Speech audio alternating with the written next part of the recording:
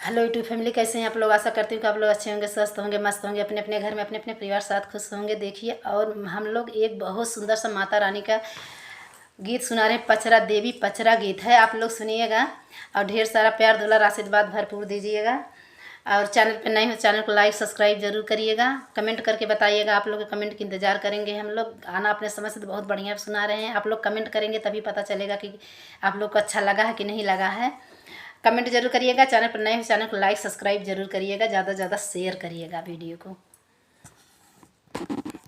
जय माता दी। देखा तो जयकारो लगा दिया करार चला। जय माता दी। हम कहें कि दीदी आप बोल रही हैं नहीं नहीं, जय तो हम कहें कि अब हम थोड़ा साइलेंटे रहे। हाँ हाँ, चलिए शुरू करिए। भेज दे बोडोलिया का हरवा हो, मैया आवे के पड़ी। भेज दे बोडोलिया का हरवा हो, मैया आवे के पड़ी।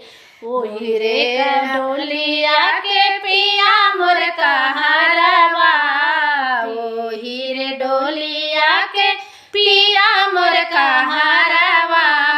पिया मोर का हरवा हो, पिया मोर का हरवा।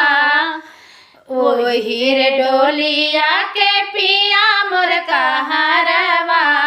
भेज देव सोला हो सिंगरवा हो, मैया आवे के पड़ी। भेज देव सोला हो सिंगरवा हो, मैया आवे के पड़ी। भेज देव डोलिया का हरवा हो, मैया आवे के पड़ी। भेज देव डोलिया का हरवा हो, मैया आवे के पड़ी। ओही रे डोलिया के भैया मोर का हरवा, ओही रे डोलिया के भैया मोर का हरवा। भैया मोर का हरवा हो, भैया मोर का हरवा। कि ओही रे डोलिया के भैया मोर का हरवा। भेज दे बुलाली रंग चुनरिया हो, मैया आवे के पड़ी। भेज दे बुलाली चुनरिया हो, मैया आवे के पड़ी। भेज दे डोलिया का हरवा हो, मैया आवे के पड़ी।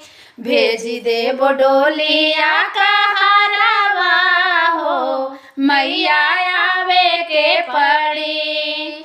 ओही रे डोलिया के बेटा मोर का हरवा, ओही रे डोलिया के अंकित मोर का हरवा।